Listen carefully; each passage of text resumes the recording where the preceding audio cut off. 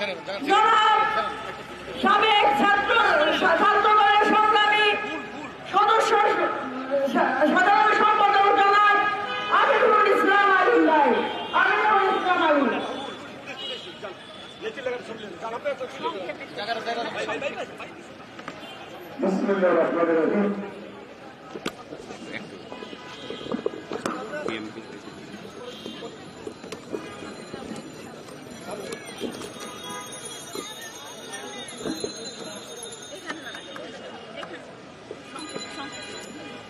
বিসমিল্লাহির রহমানির রহিম। আজকে আমরা এখানে সমবেত হয়েছি নারী এবং শিশু অধিকার পরিষদ আয়োজিত বাংলাদেশের স্বাধীনতা, বাংলাদেশের গণতন্ত্র, বাংলাদেশের সার্বভৌমত্বের প্রতীক আমাদের মা দেশনেত্রী বেগম খালেদা জিয়ার মুক্তির দাবিতে আজকের এই সমাবেশের সভাপতি বিএনপির জাতীয় স্থায়ী কমিটির অন্যতম সদস্য সেলিমা রহমান, উপস্থিত আছেন জাতীয় নেতৃবৃন্দ। আজকের অনুষ্ঠান পরিচালনা করছেন অ্যাডভোকেট নিপুণ রায় চৌধুরী। আমাকে দুটি কথা বলার সুযোগ দেওয়ার জন্য আমি কৃতজ্ঞতা এবং অভিনন্দন জানাচ্ছি।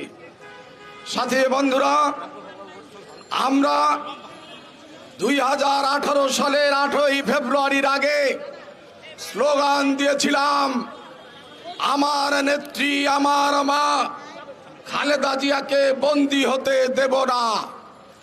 আমরা আমাদের সেই প্রতিশ্রুতি, আমরা আমাদের সেই ওয়াদা রক্ষা করতে পারি নাই। 18 সালের 8ই ফেব্রুয়ারির পর আমরা নতুন স্লোগান দিয়েছি, আমার নেত্রী আমার মা খালেদা জিয়াকে বন্দী থাকতে দিতে পারি না। আমরা কিন্তু তার সন্তান হিসাবে আমরা কিন্তু সেই ওয়াদা এখনো বাস্তবায়ন করতে পারি নাই। বক্তব্য দীর্ঘায়িত করার কোনো সুযোগ নাই।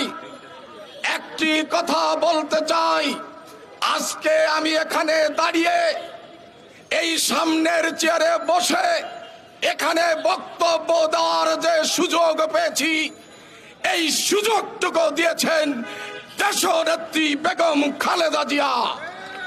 আমরা যদি তাকে মা মনে করি, আমরা যদি তার সন্তান নিজেকে দাবি করি, তাহলে আমাদের প্রত্যেকে উচিত রাজপথে জীবন দিয়ে হলেও দেশনেত্রী বেগম খালেদা জিয়ার কাছে কৃতজ্ঞতা প্রকাশ করা। আমরা সেটা পারিনি, কিন্তু আমি এখানে দাঁড়িয়ে বলতে চাই, আমাদের আজকে বেগম খালেদা জিয়ার জন্য বিএনপি নতুন কর্মসূচি নিয়েছে, সমাবেশ। আমি বলবো, এই সমাবেশে যদি বেগম খালেদা জিয়ার মুক্তি না হয়, তাহলে আমরা এখানে যারা আছি সবাই বারবার কারা নির্যাতিত হচ্ছি। আসুন আমরা বেগম খালেদা জিয়ার জন্য কারাবরণের কর্মসূচি দিয়ে মায়ের প্রতি কৃতজ্ঞতা প্রকাশ করে আহ্বান জানিয়ে আমি আমার বক্তব্য শেষ করছি। খোদা হাফেজ। বাংলাদেশ জিন্দাবাদ। শহীদ রাষ্ট্রপতি জিয়াউর রহমান অমর হোক। দেশ নেত্রী বেগম খালেদা জিয়া জিন্দাবাদ। আগামী দিনের রাষ্ট্রনায়ক তারেক রহমান জিন্দাবাদ জিন্দাবাদ।